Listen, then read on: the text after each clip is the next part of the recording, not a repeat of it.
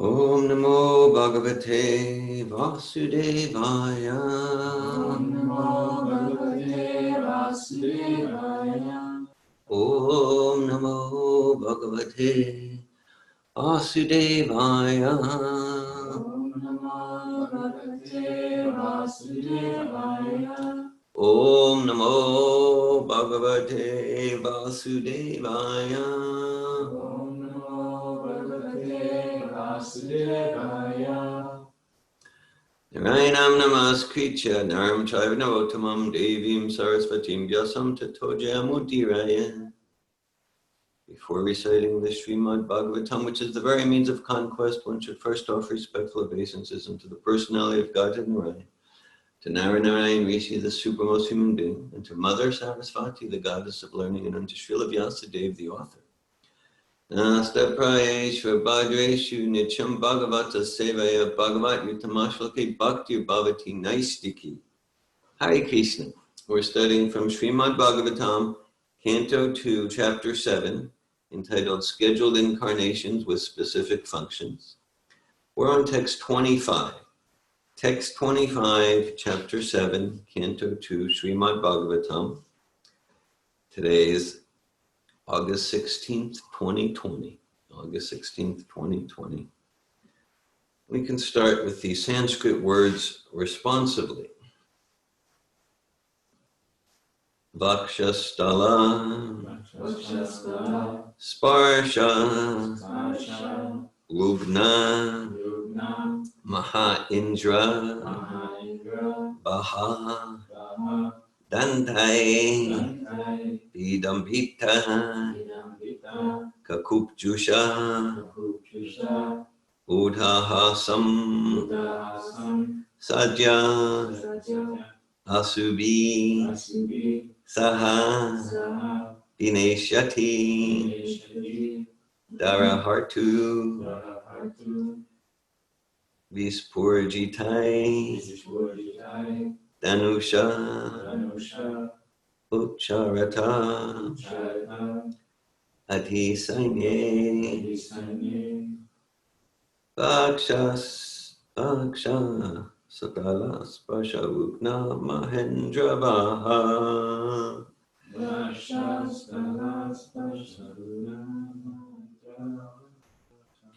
Dante, Vidambita, Kuku, Jusha, Udhahasam,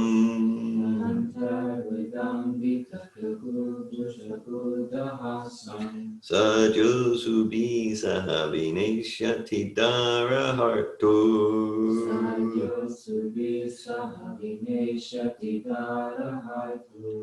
Vispurjiter Danusha Ucharato Disanye,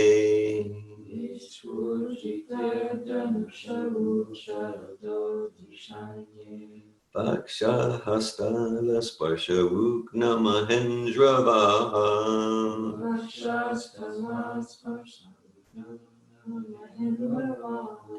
Danter Vidambita Kakubjusha Udhahasam,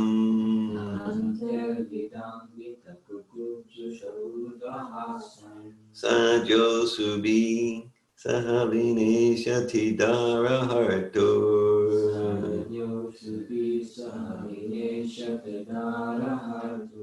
Vispurjiter Danusha Ucharato Disanye,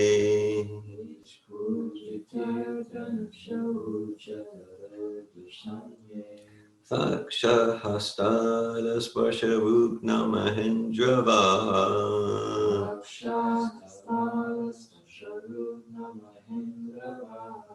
Danter Vidambita Kakubjusha Udhahasam,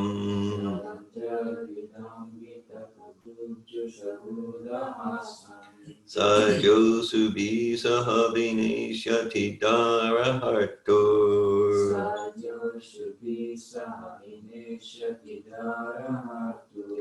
Vispurjiter Danusha Ucharato Disanye,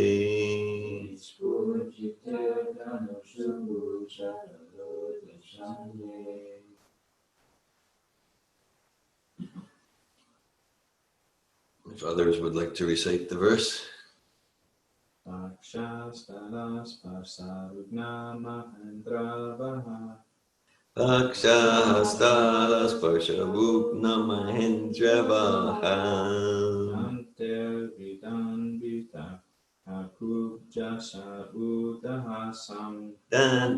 vidam vitakakupjusha udahasam.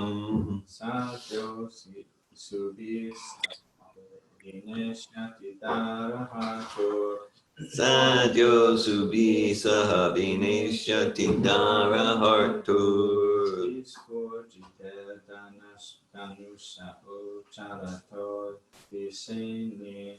Vispurjiter danusha ucharato disaigne.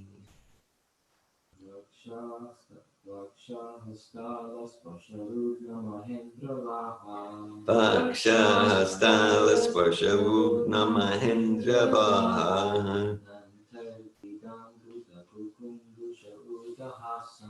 Dante vidam vitakakupjusha udahasam.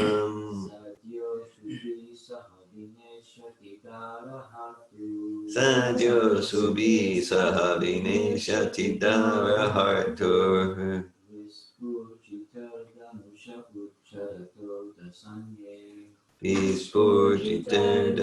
ucharato disaigne. Pakshastala sparsha rupna mahendra vaha. Pakshastala sparsha rupna mahendra vaha.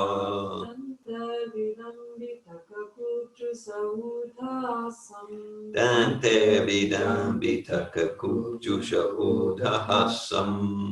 Sadyo shruti sahavineshyati darahartur. Sadyo subi sahavineshyati darahartur. Vispurjiter danusha ucharato disanye. Vispurjiter danusha ucharato disanye. Would anyone online like to recite? Pakshastala sparsha rupna mahendra vaha.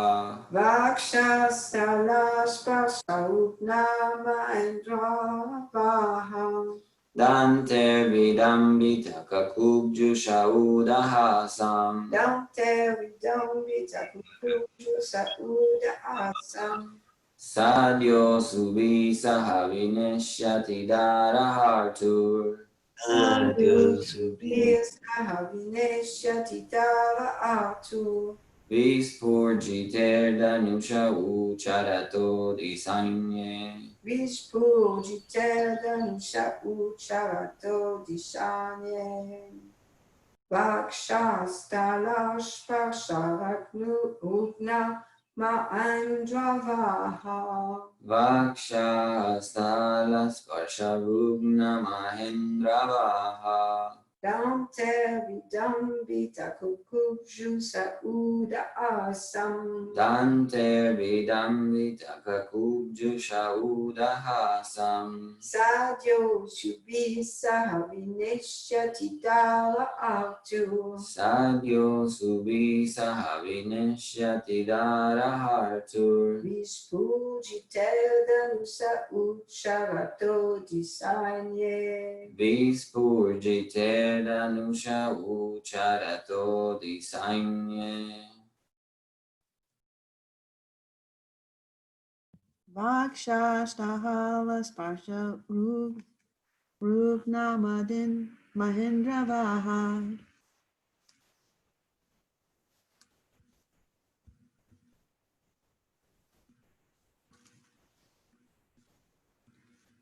Hello? I'm sorry. I can't hear. Yeah, we're with you, Leia. I was on mute. Okay. We're with you. I wasn't sure if I was being heard. I'll start again. I think I had a rough start anyway. Okay. Vakshashtahala sparsha rupna mahendra vaha.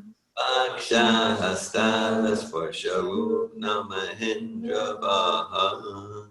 Dante vidam vitakakupjusha udahasam. Ante vidam vitaka kupjusha udhahasam.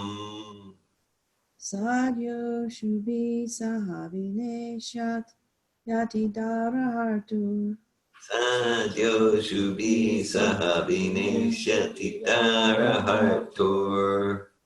Vishpur Jiter Danusha Ucharato Dishan Netye Ispurjite danusha ucharato dishanye. Vakshahastala Sparsarugna Mahendra Vaha Vaksha hastala sparsha vugna mahendra vaha. Danter Vidambita Kukubjusha Udhahasam Ante vidam vitaka kupjusha udahasam.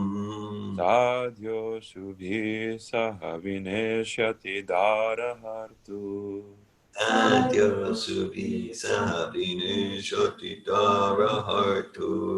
Vispurjiter Danusha Ucharato Dishaine Ipurjite danusa ucharato disanye.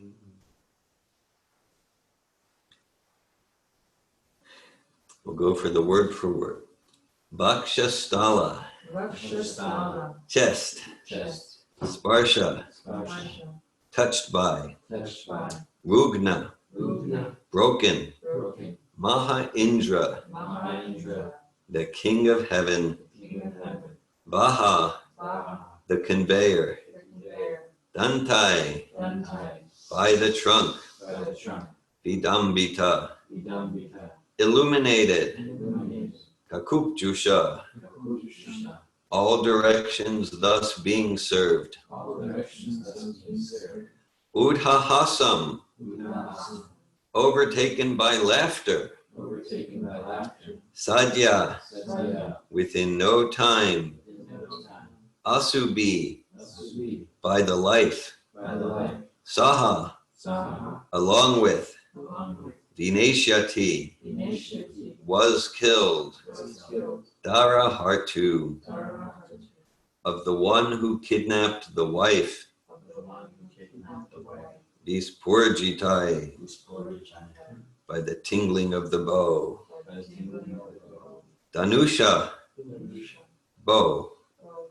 Ucharata, Charata, strolling fast. strolling fast. Adisanye, Adisanya, in the midst of the fighting soldiers of both sides. in the midst of fighting soldiers of both sides. This is the translation. Srimad Bhagavatam, Canto 2, Chapter 7, Text 25. Chapter 7, Text 25, Srimad Bhagavatam. Translation. When Ravana was engaged in the battle, the trunk of the elephant which carried the king of heaven, Indra, broke in pieces, having collided with the chest of Ravana, and the scattered broken parts illuminated all directions. Ravana therefore felt proud of his prowess and began to loiter in the midst of the fighting soldiers, thinking himself the conqueror of all directions. But his laughter, overtaken by joy along with his very air of life, suddenly ceased with the tingling sound of the bow of Ramachandra, the personality of Godhead. Purport by His Divine Grace A.C. Bhaktivedanta Swami Prabhupada. However powerful a living being may be, when he is condemned by God, no one can save him. And similarly, however weak one may be, if he is protected by the Lord, no one can annihilate him. Hare Krishna. Om Ganatimirandasya Gananjana Shalakaya Chakshurunmilitam Yena Tasmai Shri Gurave Namaha. Shri Chaitanya Manobishtam Stapitam Hina Bhutale Svayamupa Kadamayam Dadati Svapadantikam. Vandeham Shri Guru Shri Utapadakamalam Shri Gurun Vaishnavamscha. Shri Rupam Sagrajatam Saganaragnatam Vitam Tam Sajivam Sadvaitam Savadutam Parijana Sahitan Krishna Chaitanya Devam Shri Radha Krishna Padan Sagna Lalita Shri Vishakanvitam Scha Hey Krishna Karuna Sindhu Dinabandhu Jagatpate Gopisha Gopika Kanta Radhakanta Namostute Tapta Kanchana Gaurange Radhe Vrindavaneshware Vishabhanu Sute Devi Pranamami Hari Priye Panchakalpa Tiyubhyascha Kripa Sindhubhyeva Cha Patitanan Pavanebhyo Vaishnavebhyo Namo Namaha Jai Shri Krishna Chaitanya Prabhu Nityananda Shri Advaita Gadadara Shiva Sari Gaura Bhakta Vrinda Hare Krishna Krishna Krishna Hare Hare Hare Rama Rama Rama Hare Hare Namo Vishnu Padaya Krishna Prastaya Bhutale Srimate Bhaktivedanta Swami Niti Namine Namaste Saraswati Devi Gauravani Pracharine Nirvishesha Shunyavadi Paschatya Desha Tarine Hare Krishna. It's August 16th, 2020. We're studying Srimad Bhagavatam Canto 2, Chapter 7, Text 25, which reads, Vaksha hastalas parshavupna mahendra vaha danter vidambita kakup chusha udahasam sadyo subi savineshati dara hartur vispurjiter danusha ucharato disanye. When Ravana was engaged in the battle, the trunk of the elephant, which carried the king of heaven, Indra, broke in pieces, having collided with the chest of Ravana, and the scattered broken parts illuminated all directions. Ravana therefore felt proud of his prowess and began to loiter in the midst of the fighting soldiers, thinking himself the conqueror of all directions.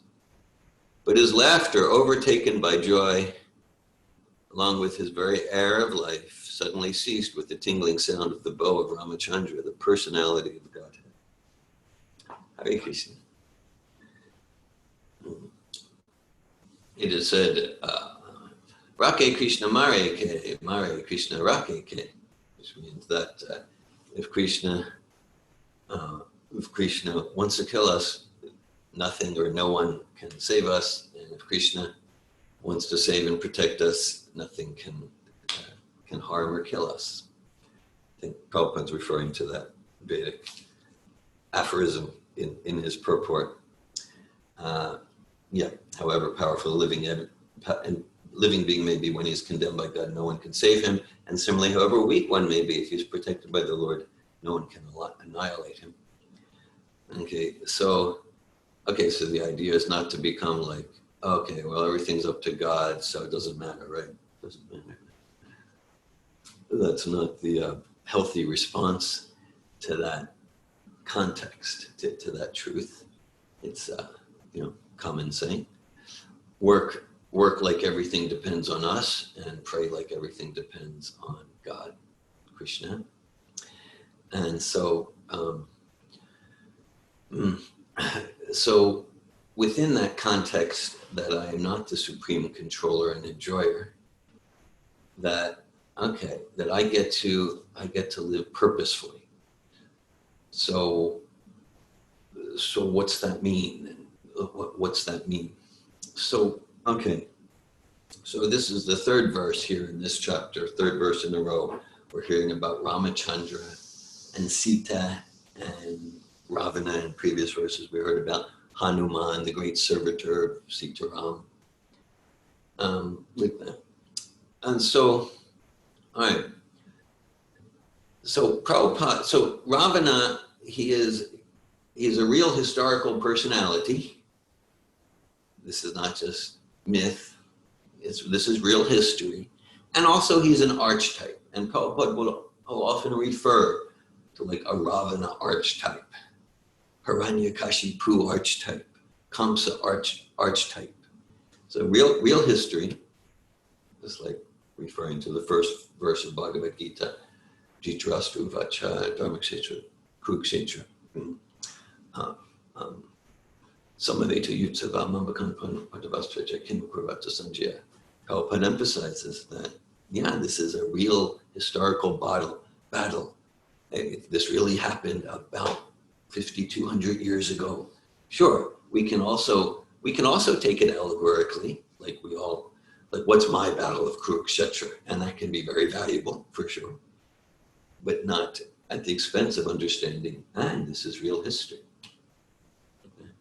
Okay, so Prabhupada will sometimes refer to the Ravana camp. Okay, Ravana as an archetype. Meaning he'll say the Ravana camp, the non-devotee camp. And and it's described in Bhagavad Gita, the Ravana personality type, just like there's different personality types in psychology. The Ravana personality type, Ishvara Ham Bhogi Sarvam Balavan Sukhi. I am the controller, I am the enjoyer, I am perfect, powerful, and happy. And okay, so the Ravana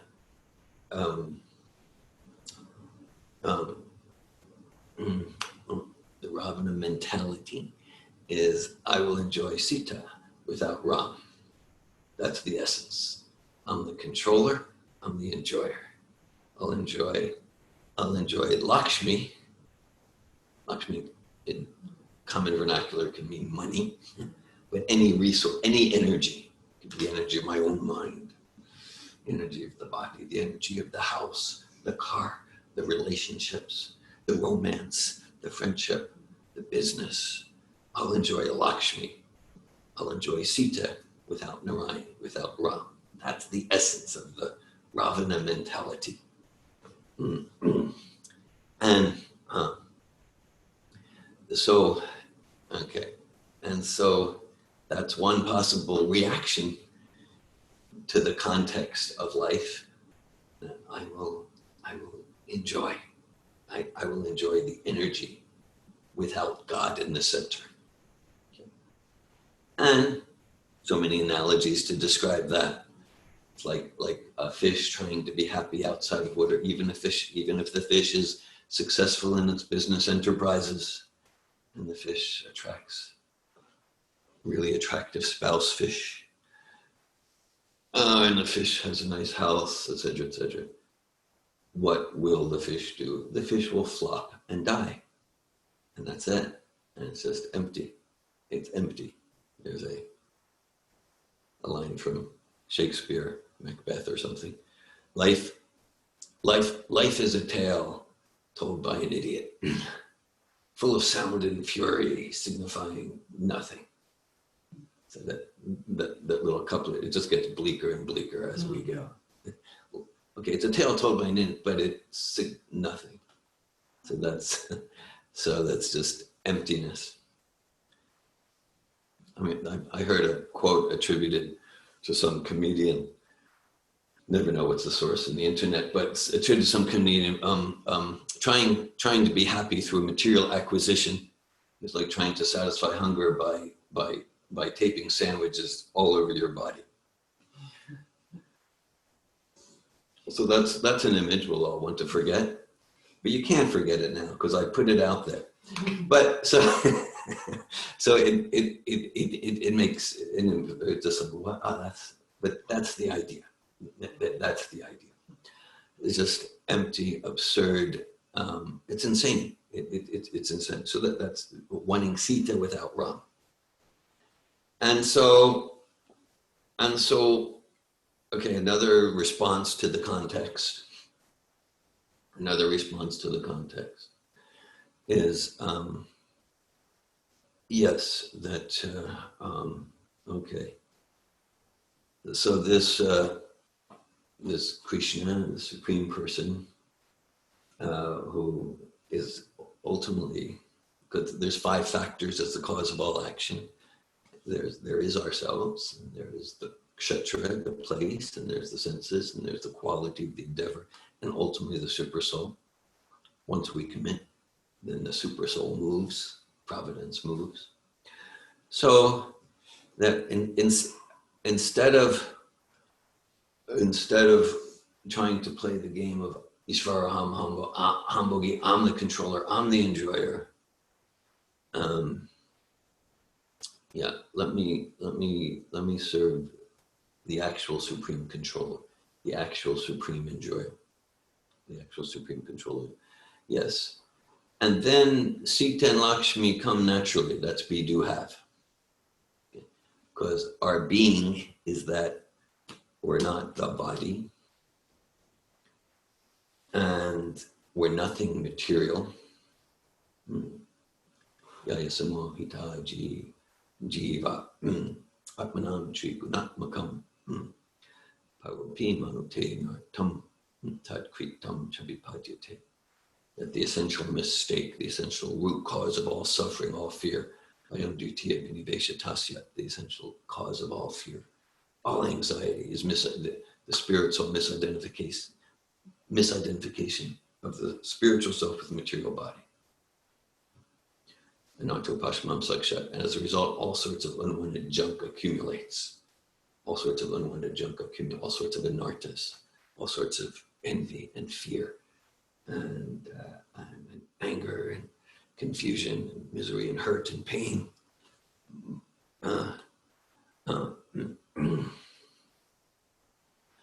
Yes, Bhakti Yogam and Hokshaje. And then Vyasadeva saw that, okay, Bhakti Yoga for the self to engage in devotional service to the actual supreme controller and supreme enjoyer. This is the solution. This is the solution to the misery, to the suffering that comes from the Ravana mentality. Very clear. Lokasya janata vivams chakre samitam.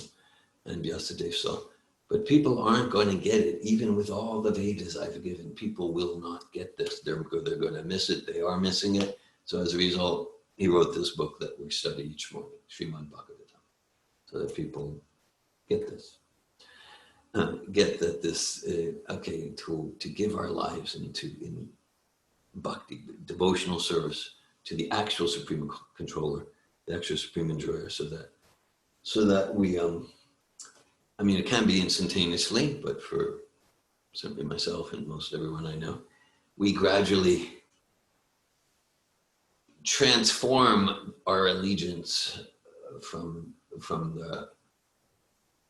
the Ravana camp to the Ram camp. Okay. Even in Prabhupada's, practically some of his last words, he described that even within his movement, there was a Ravana camp and a Ram camp. Even in his last words, he described that. And so, right, so of course, it's easy enough to go, yeah, that Prabhu's in the Ravana camp. She's in the Ravana camp too. There could be a place for that. But productively, we can look at, because especially like when we're engaged in devotional service, we can get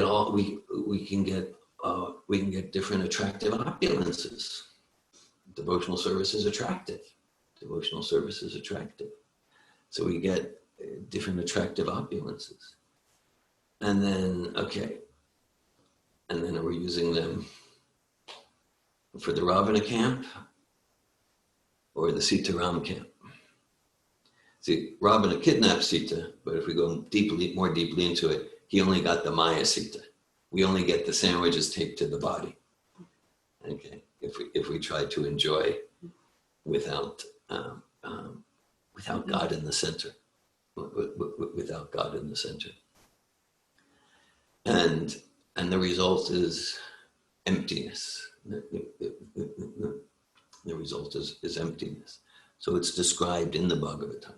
Dharmasya yapavarksya nartotaya kalpate nartasya dharmikantasya kamalabaihi smita.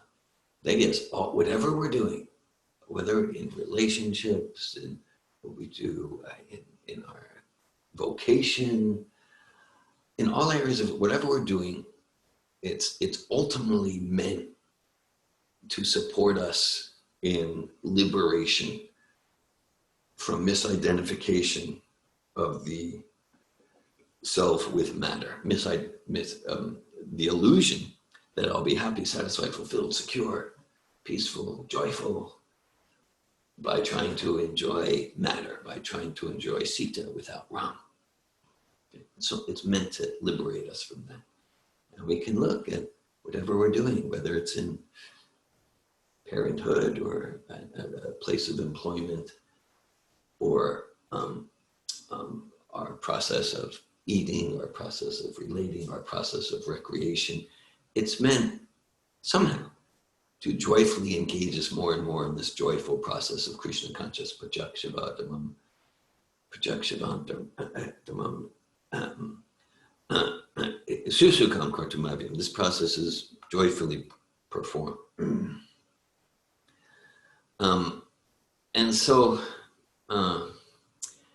and that's the nature of the soul, the nature of the self, turning towards itself in self-realization and turning towards the supreme in a spirit of devotion. Then the natural joy of the soul comes alive by no separate endeavor. Again, that's be, do, have, right? We don't need to do something external to get that joy. The joy, the fulfillment, the peace, it's intrinsic within the soul. And it's naturally awakened. This love of Krishna, this natural joy is naturally awakened through this process of hearing, chanting, and the other limbs of devotional service. And it's pretty straightforward. And if we're not using our volition, if we're not using our free will, our self-determination to engage in the self, turning towards the self and self-realization, turning towards the supreme personality and the spirit of devotion, then whatever we do will be disconnected from that joy, that natural joy, fulfillment. We'll be seeking to get those qualities of being through some external doing or having. It'll always be the fish out of water. It'll always be the fish out of water, intrinsically unsatisfied. And so, and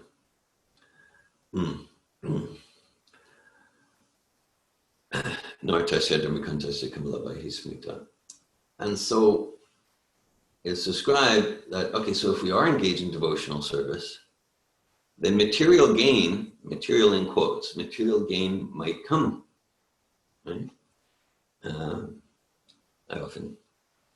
Many of you have heard me tell the story when I was directing the center in downtown Tel Aviv. This goes back 33 years or so. And I remember we had Yonatan was his name, Yonatan. And I know he was maybe in his early 20s. He was very down and out. He was very dark air about him, and he was just really feeling like a loser and nothing works in his life, and he was just in misery and depression. And then he started coming to some programs. We're having programs 6 evenings a week, and so he came in, to skip a few chapters, but he became a bhakti, became Bhakti Yonatan,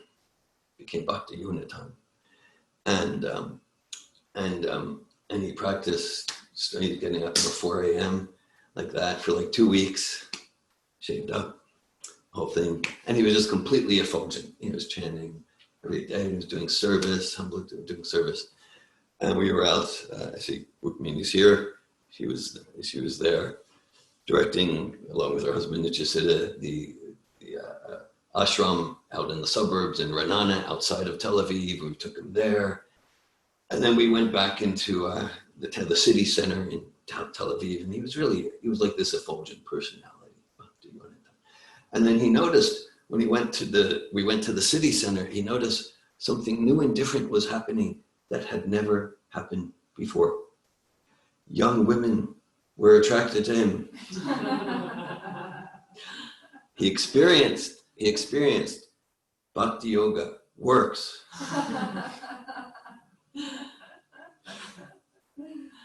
And within 2 or 3 days, he got with one of the young women, and it's not that we never saw him again. We would be like out chanting on Dizengoff Square, Tel Aviv, and he was very happy. He could see, like, I got so much from this devotional service. This is great. So, okay. So he actually did devotional service like that. And then, to use Bhakti as an analogy, I'd like to meet him again, someday. But anyhow, so But he became very friendly. He never became bitter or negative. He was very friendly. And then at some point he thought, because he got opulence, he got shakti from devotional service that he never experienced before. It's a powerful process. And then at some point he chose to enjoy Sita without Ram. Okay. And so many auspicious things could naturally come our way. And then the caution and the encouragement is, so don't use them for sense gratification. Gain might come, and don't use it. Don't use it for sense gratification.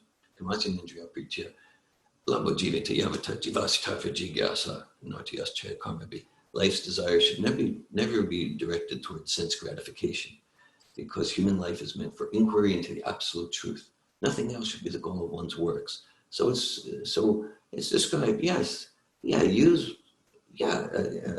take care of the car. Take care of the car. Keep body and soul together. Be healthy. Be happy. Psychophysically, on all dimensions, holistically. But don't use the gain to indulge in sense gratification like that. Rather, use Lakshmi. Use Lakshmi to serve Narayan, to serve Ram, to serve Krishna, whatever comes our way. And and so, okay, so like one mentality, and again, Prabhupada, he uses that term, the Ravana camp, like that, the non-devotee camp, is the idea is, I'm the enjoyer. I'm the enjoyer. Okay, and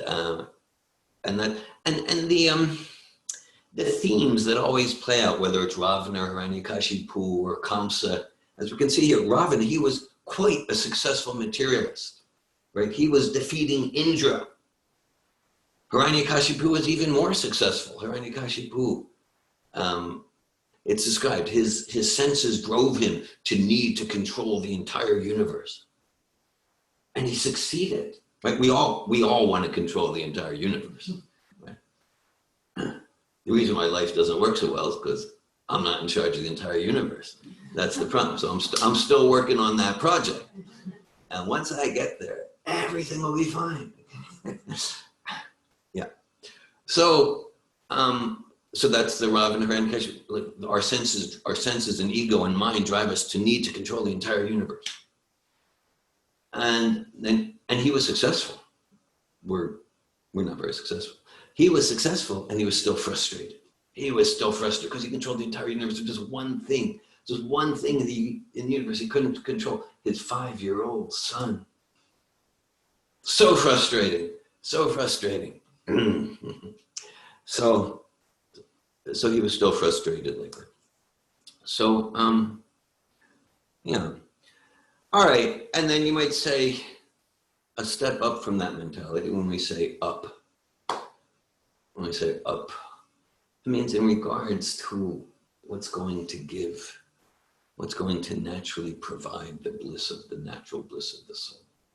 So a step up is, I'm not matter, I'm not the controller, I'm not the enjoyer. So let me, there's the often used analogy of like if we find the wallet on the street. So the Ravana mentality is, this $600, these credit cards, I can use it for my enjoyment.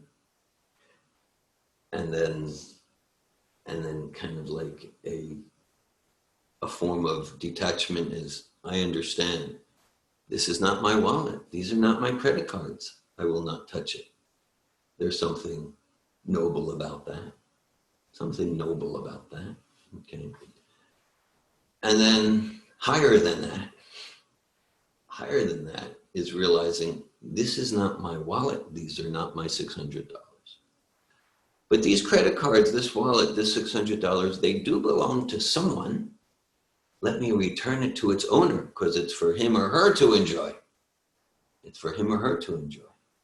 And so that's the devotional mentality. Using Krishna's energy in Krishna's service. Returning Sita to Ram. That's Hanuman, right? That's Hanuman, the great servitor of Ramachandra. he dedicated to returning Sita to Ram, using all God's energy in God's service. And that's the bliss of the soul. And even if we look at this in mundane morality, right? Like if we have this wallet and we actually return it to the owner, that's where we feel the best about ourselves, right? If we just, use it for me, okay, we're gonna feel guilt because we're human beings and we kind of know that's not right. Again, on the platform of ordinary mind, hey, what if I use it for prashad? We can get into those discussions, but we're not gonna go there now. Okay, and if we don't touch it, then we go, that was noble, that was noble. But if we actually return it to the owner, then that's what the highest morality, we kind of have that sense. So that's the devotional mentality. As we were hearing yesterday, Malini led the class and inspiring discussion. And then everything's included in that. There's nothing missing. Because yesterday we heard about Ramachandra's anger. His dear, most intimate friend, Sita, was stolen. And he was angry. So let's call it a limited, very incomplete conception of spiritualities. Anger, that's not spiritual. But no. All the emotions in the material realm have their pure counterpart, counter whole, let's call it. So they're spiritual anger. Okay, right? So it's just like, material is like you go to the club and dance or something. So spiritual means no dancing. So Prabhupada insists, no. Spiritual life is when dancing really begins. Dancing for God. Having an image of like David HaMelech, King David. And what was he doing?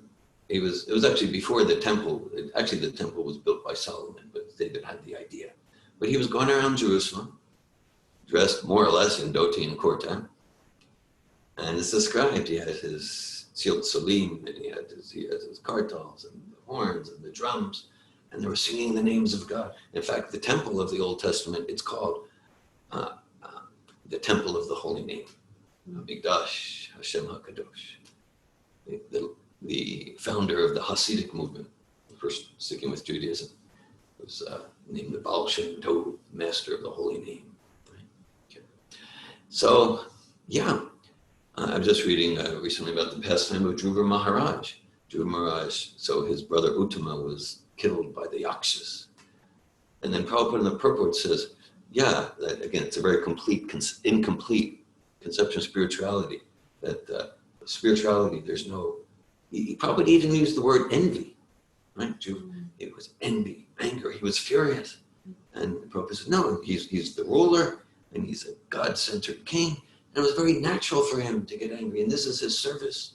Like that doesn't mean that like, so whenever I'm intolerant and impatient because I feel some petty insult or something, it must be spiritual. No. We want to make a distinction between material anger, material envy, material sadness, and spiritual. At least the principle is there, that everything, all the energies, all the emotions, all the resources do have their spiritual use. And when we use them spiritually, then they become spiritual. Whether it's this room, we're discussing Bhagavatam. This is spiritual terrazzo floor. And if we use this room for different purposes that I won't mention here, then it's material terrazzo floor.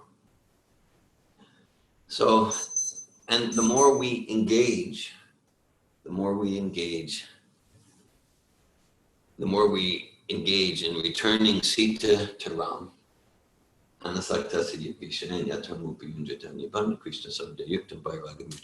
more we engage in yukta vairagya, yukta, the same word as yoga, to connect Sita with Ram.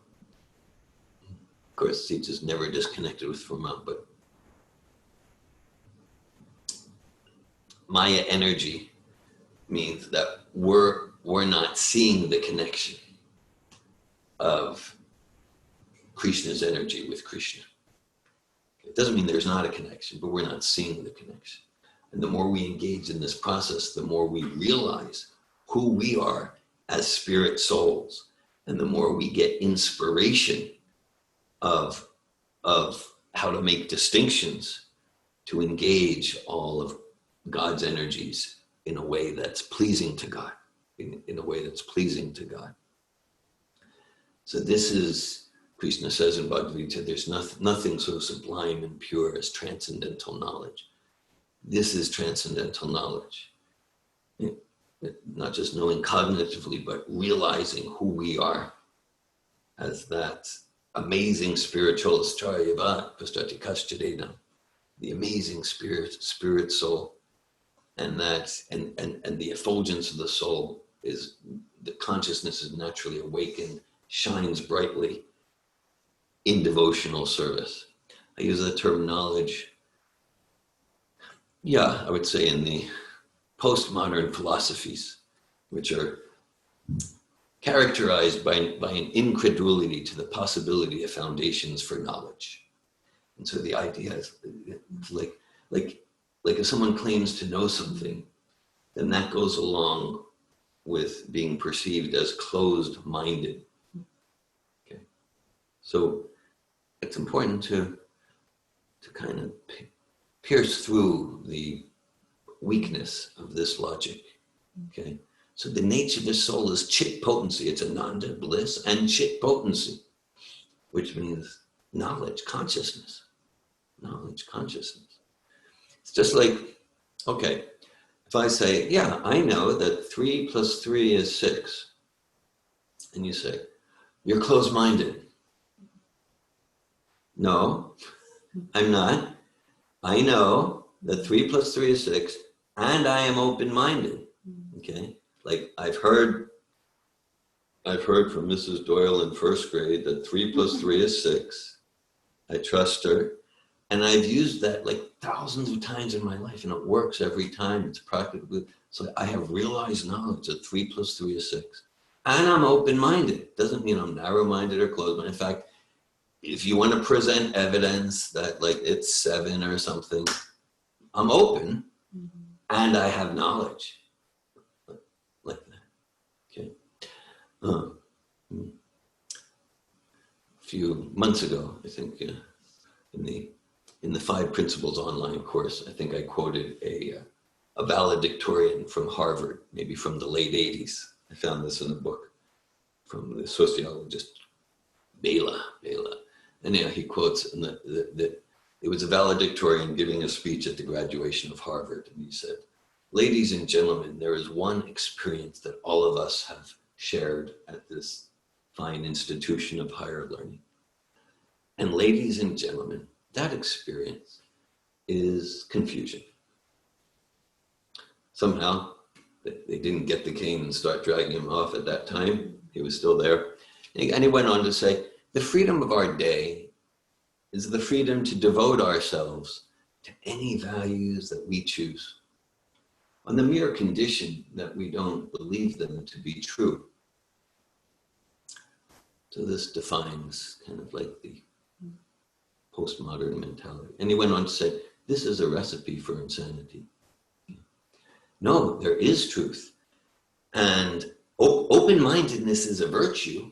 Open-mindedness is a virtue. It's an instrumental virtue. It's not the goal in itself. Means through open-mindedness, I use that as an instrument to discover absolute truth. And to the extent that I realize absolute truth, it's the nature of the soul, it's the nature of a devotional soul to always be in a childlike spirit of discovery. And that spirit of discovery is to further realization of that which is absolute and inviolable, that which is true in all time and space. Okay, so I'll read this verse again. It's text 25 of Chapter 7, Canto 2, Srimad Bhagavatam.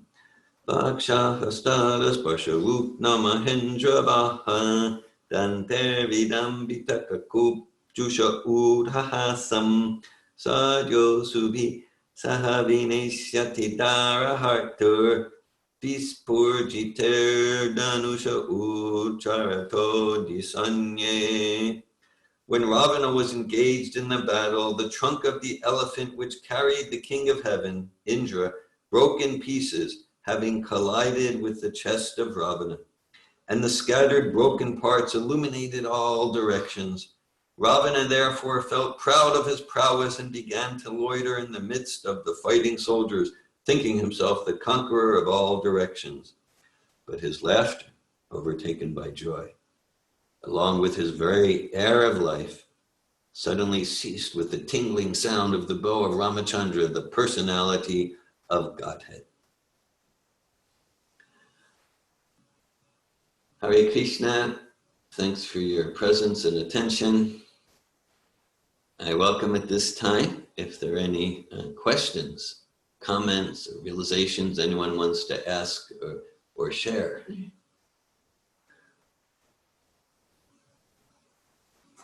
Bhakti Lata. Thank you very much for your class. Appreciating. There was a few things that really struck me. And just now as I was reading this word for word, I was appreciating how Prabhupada in the word for word says here, Dada Hartu, of the one who kidnapped the wife. Yeah. But it's not actually said in full translation, but Prabhupada had that in the word for word, Yes. but it's not actually said of the one who kidnapped the wife, at least I don't see it. It's not in the translation. It's not in the translation, but I thought it was very interesting that the theme of your whole class is Dada Hartu, which is the one who kidnapped the wife. Yes. And that's like his defining characteristic of Ravana. Yeah. And so,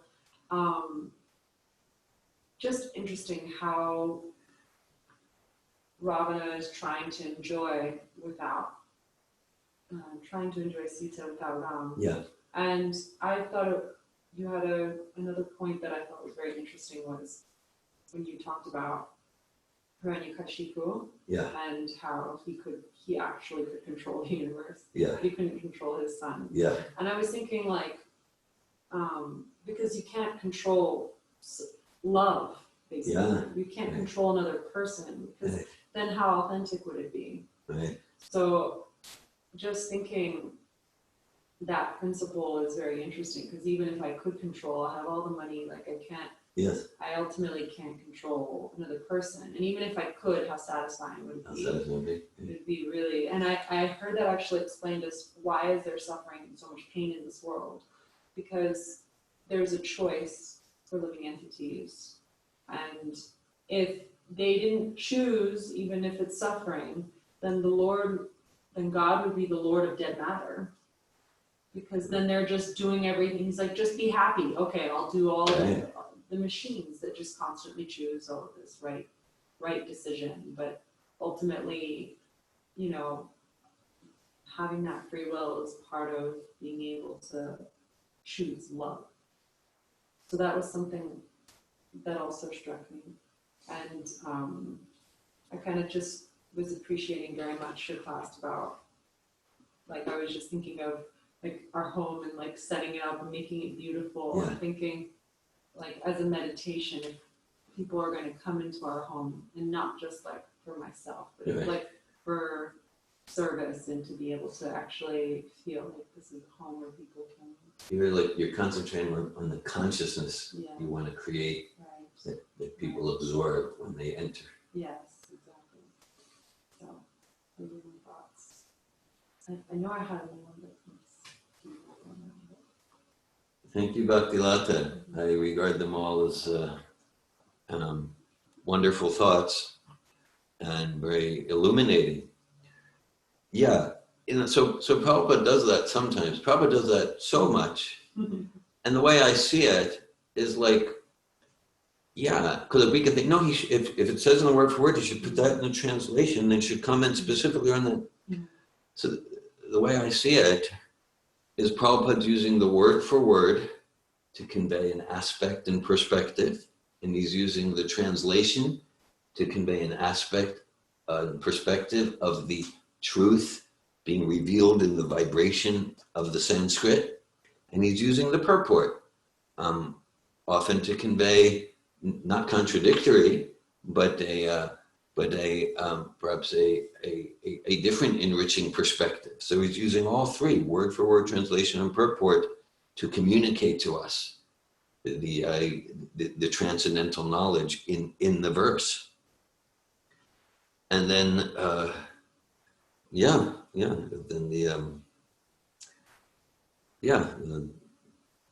love. That's it. So. Hiranyakashipu, materially, he had all the money in the universe. He controlled the demi. Yeah, he was a worshiper of Brahma. Ravana was a worshiper of Shiva. But that's a theme in Bhagavad Gita and Bhagavatam. Aham adhiri devanam harshinam jasarvasha. Krishna is not just another demigod or another sage. No, he's the source of the demigods, including Brahma and Shiva. And so with Ravana, it's described that, when Ravana came up against Ram, just like, nothing I can do here, like that. And so, and so, but Prahlad Maharaj had love for Nrsingadev, had love. So, whatever, you can be the controller of the universe. You can't touch that. You can't touch that. And that really gets to the essence and the core, right? That what do we do with our free will? And Yate Chasita Thakur, what was it? Vimishena Asheshena, something. Vimishati Asheshena.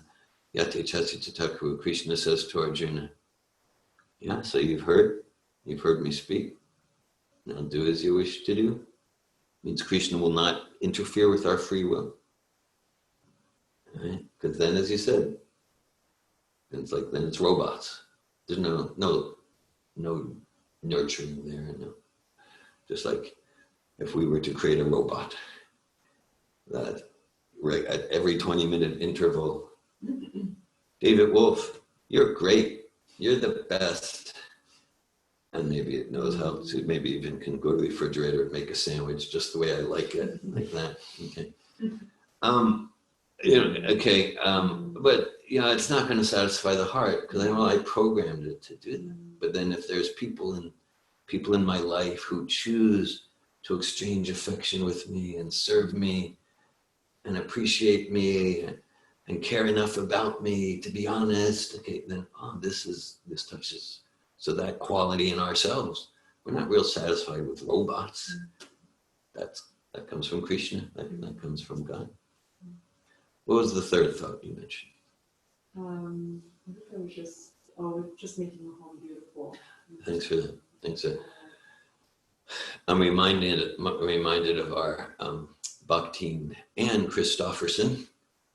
She's one of the 6 devotees who will receive formal initiation a week from today. That's exciting. And so Anne, this was back maybe 5 years ago. She first came up to a program at Dominic and Gaetano's. It was like their first or second program ever, late 2014. And she was very moved by Malini singing Hare Krishna, and she was very moved. She hadn't taken Safto courses yet. She came to the program at Dominic and Gaetano's through her massage therapist, Devin. But anyhow, then she, in her own words, she took the master bedroom and she transformed it into the master's bedroom. And then her master bedroom became a temple for Krishna. And that was her mentality. This is not my master bedroom. This is the master's room. This is the master's bedroom to the master's room. So that's what I hear in the consciousness you're creating. That let me more and more at least try to not see this as my house, but I am a steward. It's not my house, so let me neglect it. Just the opposite. Okay. This is Lord Chaitanya's place. So let me create a consciousness that will represent that. Hare Krishna.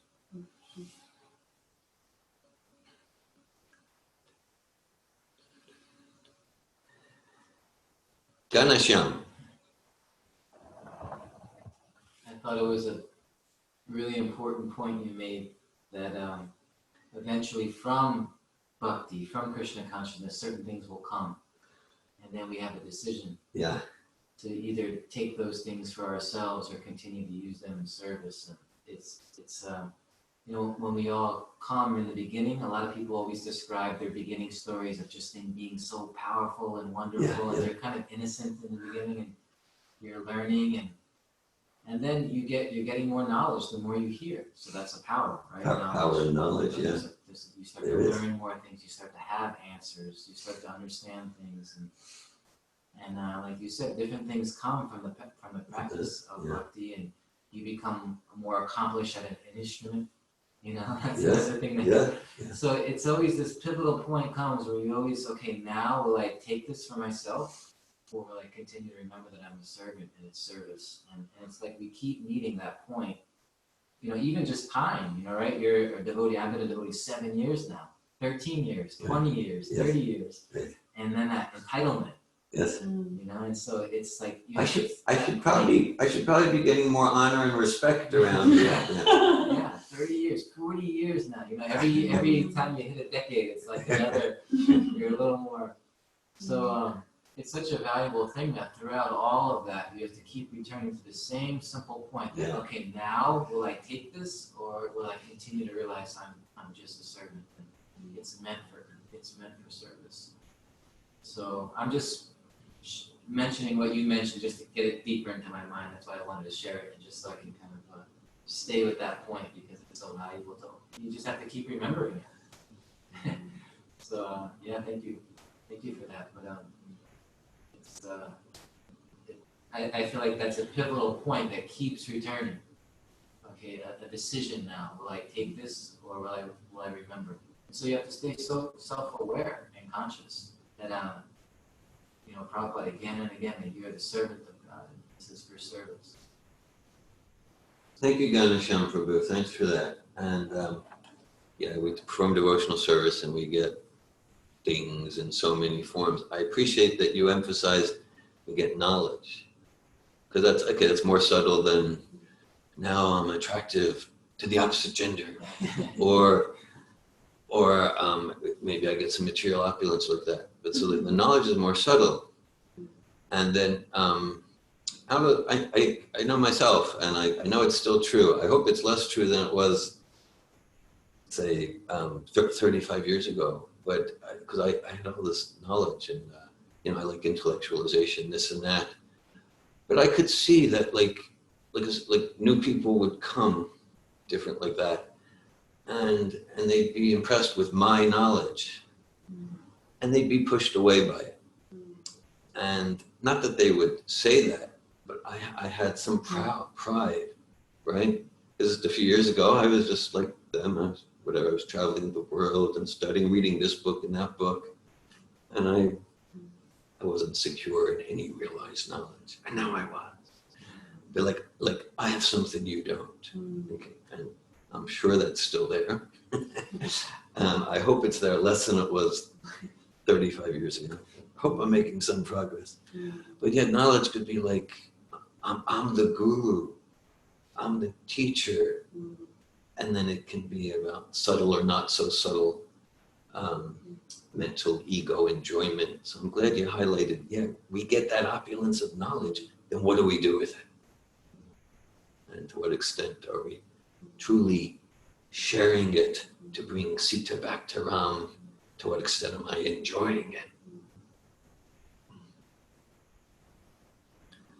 We say knowledge is power, right? Yeah. So right there, that shows us the danger of it. Yes. It's very powerful, and if you take it, and the whole world is operating that way. As soon as you learn something from a book, you feel like somehow like you have it, you own it, it's yours, you realize it, and you can just speak with very impressive words. You know, university professors and the credentials, and it's such a ego. There's such an ego danger there. Yes. That you just take it. So, you know, you study something and then you have it, you think you have it. You know, it's amazing, it's so dangerous, knowledge. Thanks for that. If I may Yeah. add a note to that, and it's something that it was striking me when you were talking about, which was absolute truth. And I think there's an opulence to knowledge because it's something that's outside of us. It's like a wealth. It's like, I guess what's coming to me, like 3 + 3 is 6. Yeah. Having that knowledge is a wealth because I can use that in life. I can use these principles. It's very powerful because I can do something with it. And just like going to a university and getting all this knowledge, I can do something. So it is enriching and powerful when there's an absolute truth. And so when everything's relative, there's very little value when things are just very relative. Yeah. You know, it's a little cheap. So I think honoring that it's part of God, that I think we had a discussion once that mathematics, there's something very powerful and pure about mathematics because it means there's an absolute truth. Yes. I think anybody can wrap their minds around 2 + 2 or 3 + 3 equals such and such. It's actually divine. And so I feel like it's like the beginning of an understanding of absolute truth. Like there's an appreciation for that. Whereas like, at least in New York, it's just so pervasive. This kind of everything's relative. Everything is, you know, just everything. You believe that, I believe this. And so there's very little appreciation, at least, for like there's an absolute understanding. So it's kind of like you've got to, like the Harvard valedictorian speech. On the mere condition that we don't really believe believe it's true. So I feel like, no, I believe this is true, and it's true because these are laws of God, and that, like, if I can again connect it to, that's like the subtler form. This is Sita. Knowledge is Sita, but I have to connect that knowledge back to Ram. Yeah. Thanks for sharing that. Thank you, Bhakti Lata. Yes. I know of the sciences, if math, that's what I was most attracted to compared to biology or chemistry. I was most attracted to pure math. Because it got to pure principles. Yes. Yeah. Right. Yeah. So like once you say absolute, that means you're not open. And so that's just a farce. That's just, I mean, it could be that in the name of, there's religious fundamentalism, people are narrow-minded, obviously, but it doesn't have to be that way. We can be fully dedicated to deeper realization of absolute principles, and in the security of that, we're more and more open-minded as we go. More and more open, appreciating others' perspective. It's completely complementary.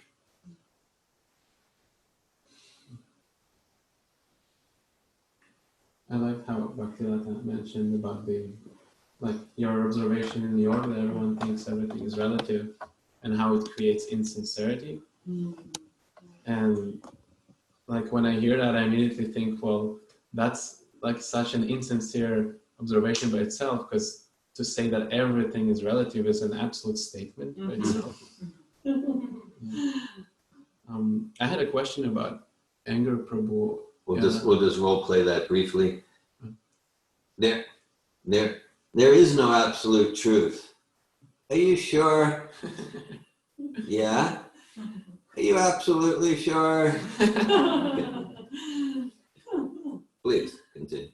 I was thinking, I mean, I guess it's a question that I should have asked yesterday, but I wasn't here, to Malini. But in terms of like service and anger, like we hear about like Kamsa, he was seemingly serving, but because it was in anger, Prabhupada says it's unfavorable. But are there other actually positive examples of someone who serves, who actually is angry on Krishna and is favorably serving? Does that thing exist at all? Or it's always like unfavorable if we like serving Krishna and be angry on Krishna? Okay, so you're asking about, the principle of spiritual anger. Specifically towards like Krishna. Towards Krishna, because one thing, like, okay, we can, so many instances of Prabhupada using anger in service to Krishna, and Bhaktisiddhanta was known as the lion guru, and then Rukmini said Hanuman got angry in service, he burned Lanka. Okay, so but that's Arjuna he fought fiercely when he got Bhagavad Gita in service to Krishna. Okay, so, there's things like the gopis are getting angry at Krishna. Yeah, they're angry at Krishna. We might even say Mother Yashoda, out of her concern and love, she's angry that you ate dirt, you're going to get sick. So that's there. Thank you. Payal. I want to say thank you for class, and I'm grateful to be here. Thank you for letting us into your home. Thank you. I appreciate you arrange your life to be here. Yes, I'm grateful to my husband. Thank you, Kwan. And appreciating the idea of nothing is ours, it's all Krishna's. Like looking at even my life, if I say my life, it's my life, it's Krishna's life. And even, something meditating on how I've looked at my son, how you shared, like you shared, David, like if we want to try to control our son, our child, like there's going to be so much frustration. Yeah. And just that word in front of it, like my son, is that reminder for myself that he's not my son, he's Krishna's son. And just noticing this week, like he's been whenever he sees a flower, he gets so excited to give it to me. And Wow. He gets so much joy. He's already in service as a 19-month-old child. And it reminded me that like service is within us so early. Wow. And it's just naturally. Just natural, yeah. It's not something I ever taught him that, hey, find me a flower, go do that. And seeing the joy that he gets from it. And even when he's eating his food, he always wants to make sure that he's feeding me as well. Like, no, let me feed you. And it just, when he does that, it reminds me of, oh, this is my relationship to Krishna. To offer Krishna flowers, offer Krishna food, rather than it be just about me. Even though I have my tendencies of wanting to do that, wanting to just enjoy by myself rather than remembering Krishna. And I'm grateful to remember that and to hear that again. At the end of the day, everything is Krishna's. Your son Zion is your guru. Yes. I'm hearing that very clearly, and you're appreciating him. You're seeing that natural devotional service spirit, and it's nothing learned from outside, naturally manifest. And thank you, Pyle, and I appreciate just looking at the language. My house, my body, my finger. Okay, we might talk like that. We don't want to, make our language all cumbersome. Still, looking at the language, you can see how much illusory attachment is in the consciousness, and that points to direction for spiritual growth. I might still use the same language. Still, let me truly cultivate realization that actually this is Krishna's finger, and I have an opportunity to use it in his service. This is actually Krishna's son, and let me do my best to provide protection and raise him to value spiritual values. I appreciate your realizations very much. There's one thing that also came up as you were sharing that is in that controlling of wanting to control my son, wanting to control him. Some of it is like assuming that he has no knowledge, assuming he has no wisdom of his own. And it's like, I know it all, not you. And that shift of, okay, this is Krishna's son. What has Krishna provided for me to learn? Yes, guide him, protect him. Yes. Don't, pretend that, you know, he knows everything. I'm here to also guide and protect him. But You have also, your role, yes. yes, also know that he's here to also show me, teach me, be my guru as well. Very moving. Yeah, like it's no accident that he's your son and you're his mother. It was not random chance. Creation and reciprocation with the two souls. The soul in the body called Payal, the soul in the body called Zion. Krishna put you together, Krishna, through super soul. And now in coach training, we also often emphasize we have so many skills, techniques, methods, principles. It's all meant to support each other, to connect with the highest guidance within, which means Krishna within the heart.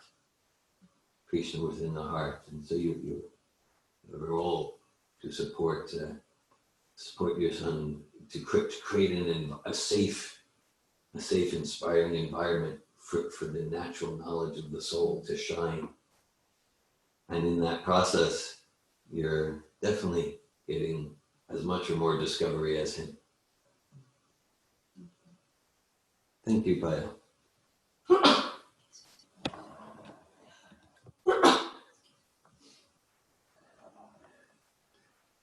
Any other comments, questions from anyone on internet?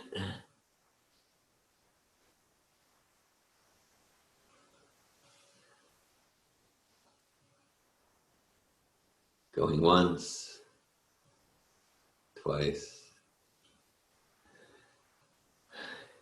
Hare Krishna, thanks for your presence and association. Srimad Bhagavatam ki, Srila Prabhupada ki. Hare Krishna. Haribol. Hare Krishna.